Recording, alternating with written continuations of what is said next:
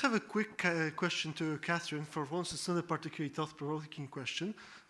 Do you know a serious game called Tactical Iraqi?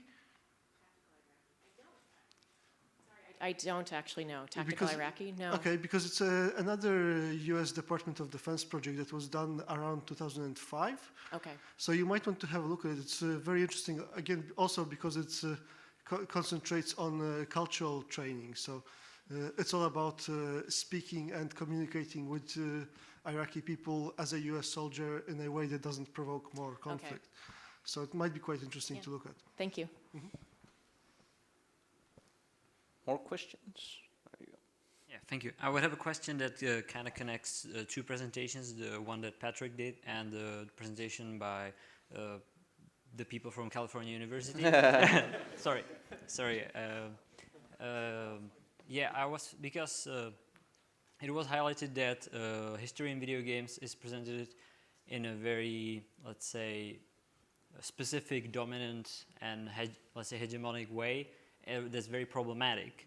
But when we look at, for example, Patrick's presentation, we can see that there's resistance to when, let's say, the mainstream games are trying to put more, diversity, with the example of women. So do you think there's also this problem that the community is like, maybe it's demanding this kind of history? So, and what do you think, it's maybe a question to the whole panel, what do you think can be done about this?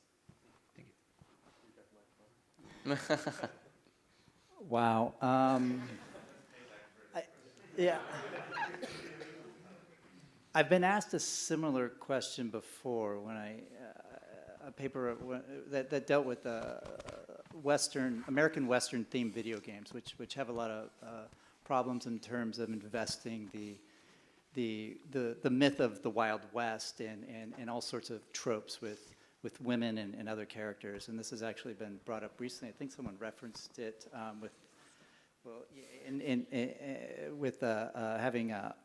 it's been brought up on the boards too with black cowboys in the new Red Dead Redemption 2. You know, is that showing diversity? You know, how are they showing diversity?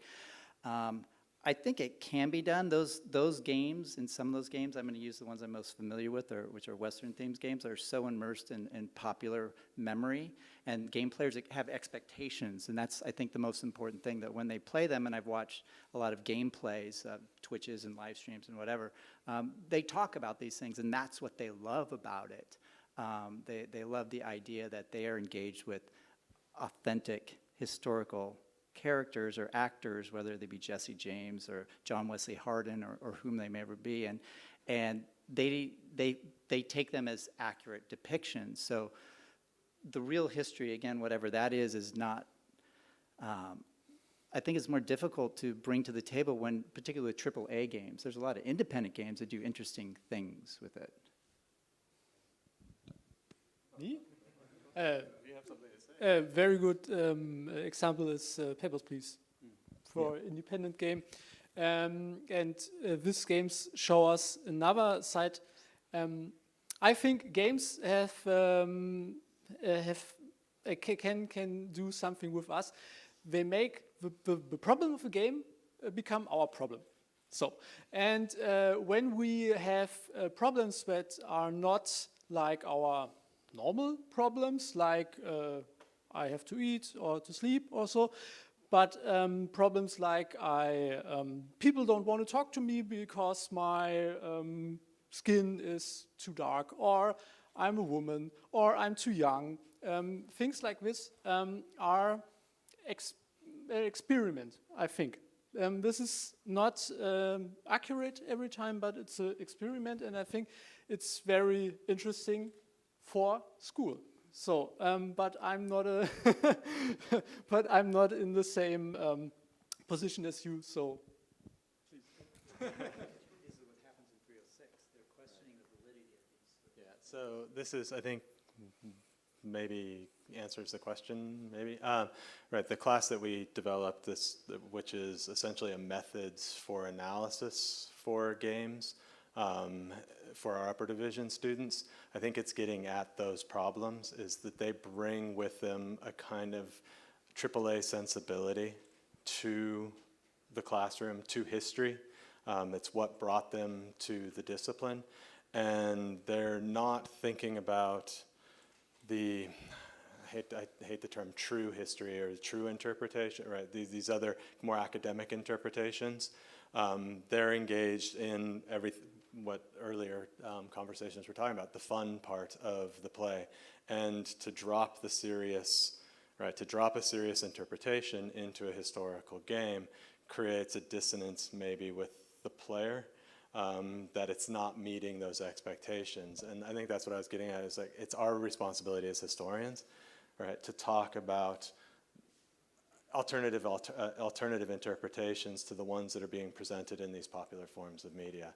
And our class does engage in independent games and serious games and educational games, but those are purposeful in their intent, right? They want to instruct to true histories, and I think there's still a value in analyzing and assessing the histories that are presented in these other, in these more popular games.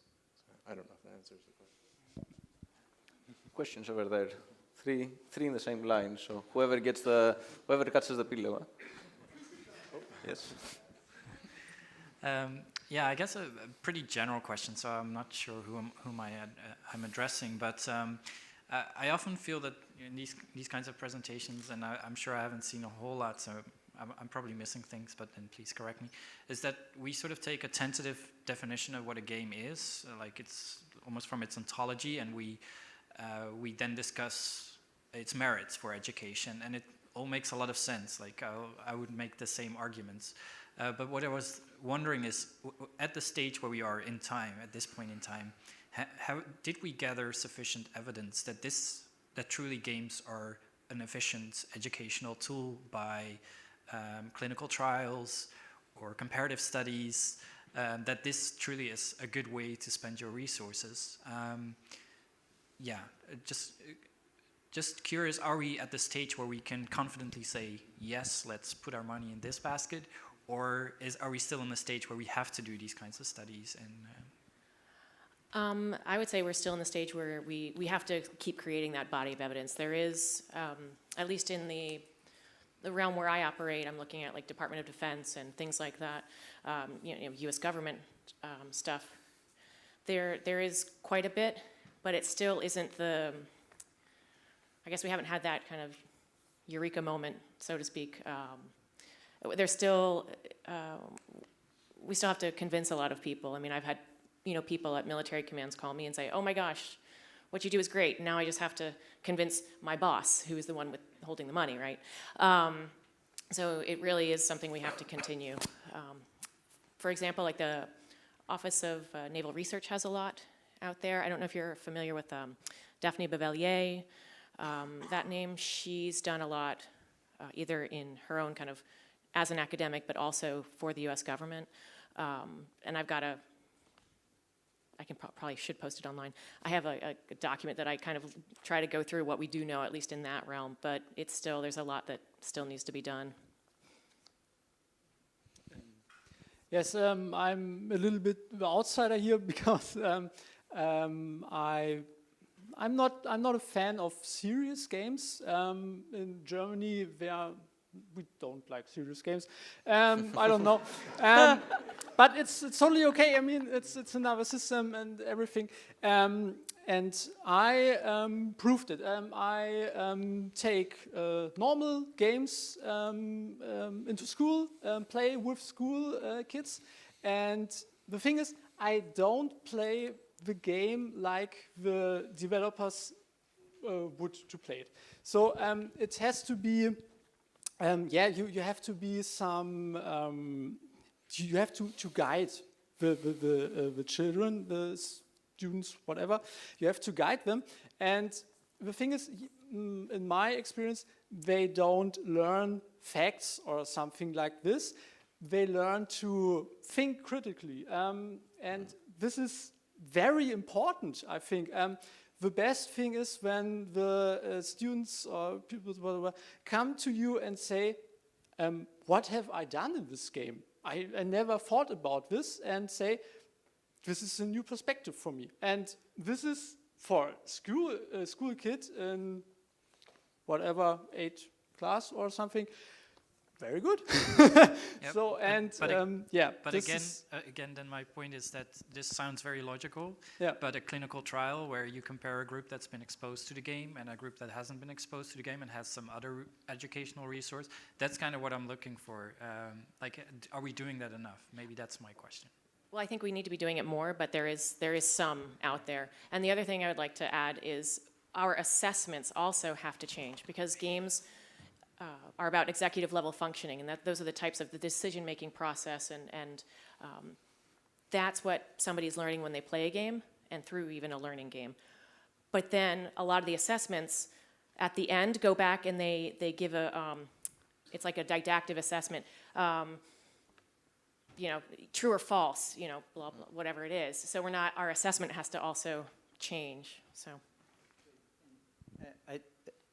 I agree, but there's also needs to be, I think, a distinction between, I know Sean and I use the games. They're not necessarily teaching tools. They're objects that we use to study how we understand things, right? And the tool then is the process, using historical methods to engage with them, and or even modding them to make them something different.